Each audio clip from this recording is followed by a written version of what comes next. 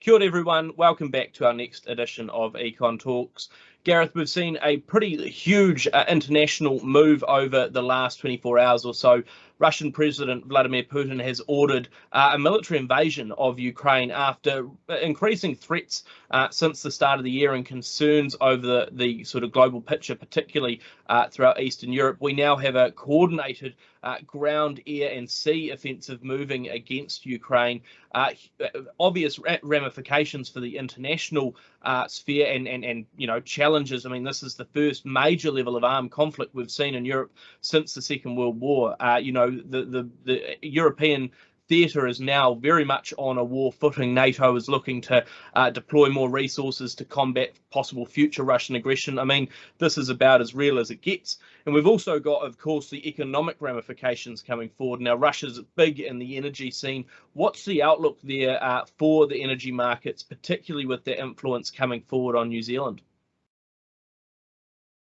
Yeah, so we've seen over the latter part of 2021 and the first couple of months of this year that oil prices have risen substantially. They were sitting at under $70 a barrel, or around about $70 a barrel US prior to this, and now sitting around about $100 a barrel. So that's roughly a 40% increase over that period. Quite a large shift there, but it does reflect that expectations of a Russian invasion had been mounting to the level really where everybody thought it was going to happen. It was just a matter of exactly when. And so the invasion not really pushing prices up too much further. There was a spike initially, but those oil prices at this stage haven't shifted too much on the news. But there's definite upside risks there. I mean, from a New Zealand point of view, we've seen the effect of those rising international prices on the price that you and I are paying at the pump, either for petrol or indeed for transport companies when they're carting stuff around. The diesel prices as well, pushing above $2 a litre for the first time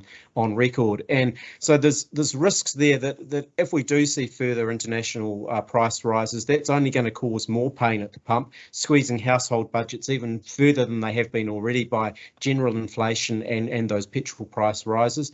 And I think there's still a lot more to flow through in terms of the price that you see at the shops for some of the goods that are transported around the country, because how recent some of those diesel price rises are, and indeed if there is more to come as well. So there's risks there. You add on the fact that the exchange rate and the New Zealand dollar have been pushed down a bit. We're sitting now in around about 66 cents against the US dollar.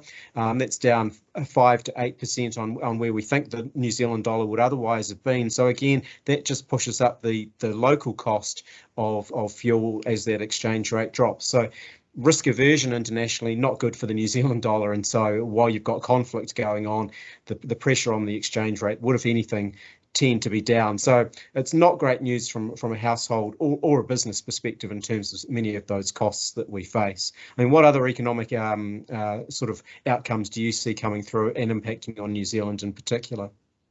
Yeah, well, look, apart from a $3 a litre 91 price that looks pretty likely coming forward soon, there are a lot of other impacts. Now, importantly, Russia and Ukraine are not sort of one of our top trading partners. In terms of exports, Russia ranks 28th, and most of what we send through there is dairy. A bit of rough analysis that we've undertaken quite rapidly suggests that there could be about $38 million or up to $38 million worth of New Zealand exports to Russia that could fall under some of the targeted sanctions that we've applied. That's on the likes of some raw materials and other goods that could be repurposed into military operations, although again fairly limited in the scheme of things. More importantly is how this all translates through into the financial markets. We've seen bank stocks and the financial markets generally take a bit of a hammering. Expectations are that things will remain quite uncertain and disrupted for a period. Gold is obviously right up. Bitcoin has fallen through the floor. So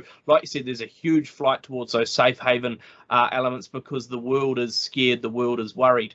More importantly, for part of our economy is that we know that Russia and Ukraine are very important for some of the wheat and grain supply across the world, and fertilizer and urea. So we've already seen in the December 2021 quarter here in New Zealand a 53% rise in fertilizer prices. I'd expect those to continue to push higher alongside some of the feed costs that the primary sector might need. So we are going to see, I think, some of those rising costs there.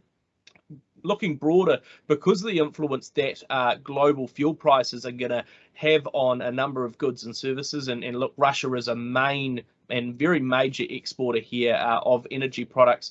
We are expecting to see a lot of particularly foodstuffs and similar up in price as those transport costs rise, and as those other challenges of actually finding some of these commodities goes even higher. The last one is inputs into electronics. We know, again, that part of the Eastern European theatre provides a number of minerals and rare earth metals and similar, nickel being one of them. And again, the expectation moving forward is that will become harder to find and much more expensive. The big challenge moving forward is how we do see the global picture shape out. We've seen Western powers quite focused on the sanctions and very heavy sanctions through on Russia. We've seen as well, of course, those challenges coming forward when it comes to the energy markets. But importantly, since the 2014 Crimea situation emerged, Russia has been a much tighter trading partner with China. China, of course, not quite as willing to join the international sanctions yet as we've moved forward. And so there is a feeling there that Russia might not be influenced quite as much.